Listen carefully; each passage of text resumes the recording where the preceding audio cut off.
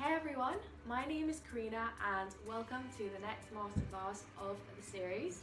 Today I will be showing you how to make your own lace and embroidery using a special water-soluble film which comes in a roll and you can buy it on Amazon for fairly cheap. So you sew onto this film and then you dissolve it in water and out comes your textile. Now this is great for lace particularly because it's got lots of intricate parts to it, and as long as you join all your seams together it will all hold in place. Using this technique I've made this robe. So as you can see, you can make whole garments using this method. To get started you will need water-soluble film on a roll, lots and lots of thread, especially for lace making, and then whatever materials you have lying around the house that you can essentially put through a sewing machine. So your imagination is your limit. I have some trim and ribbon today that I'll be experimenting with, but you can maybe cut up plastic bags or use tea bags, anything which will remain intact after it's been dipped in water. I'm going to begin by marking out some lines that will act as my guide when I sew. The key thing here is to mark out the middle, like so. Now I'm making 3 samples here and I've gone for a square shape just to keep it nice and simple, but of course you can go for whatever shape you like, and maybe a good idea would be to combine all these different textiles and make a patchwork out of it, so a square would be the ideal shape for you. Cut away the excess at this point. Now you're ready to draw your designs.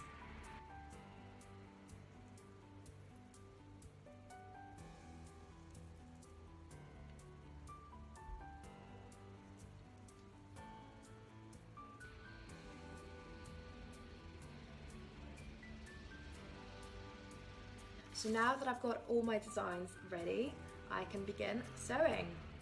These are my machine settings. I prefer to sew with a straight stitch, and the length of the stitch is at number 3. Put your trim or material to the outer edge of your design and start sewing all the way around, following the line which you drew.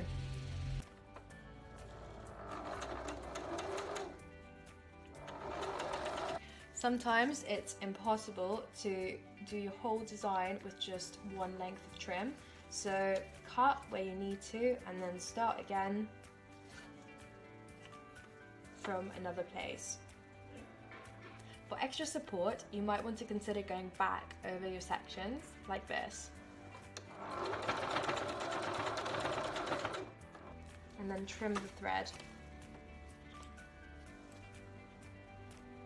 For my lace experiment, I have already threaded the machine with some colourful thread, and I will be doing the same thing as before, so tracing these lines with my stitch, but making sure I go over each one 3 or 4 times. Now I don't have this, but you can also use a freehand machine embroidery foot, especially for curvy designs, which would give you a lot more freedom with the way you stitch.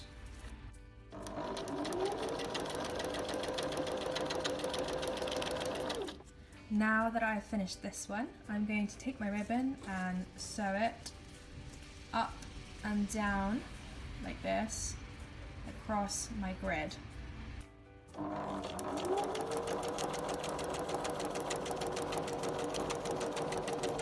With the black ribbon, you want to go over your remaining lines, again zigzagging your way across.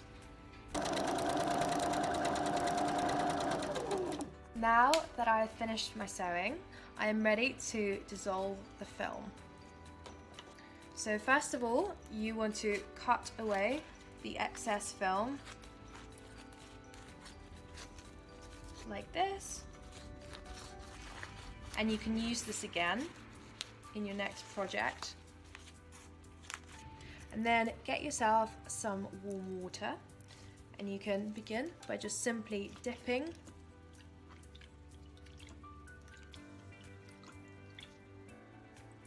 and out should come your lace.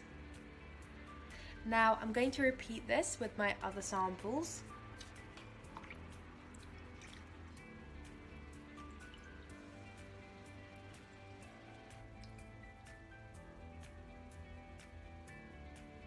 So here we have the finished samples.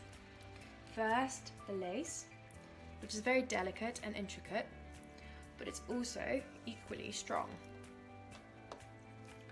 Then this trim here, which I think would make an excellent patchwork. And finally, this woven effect textile.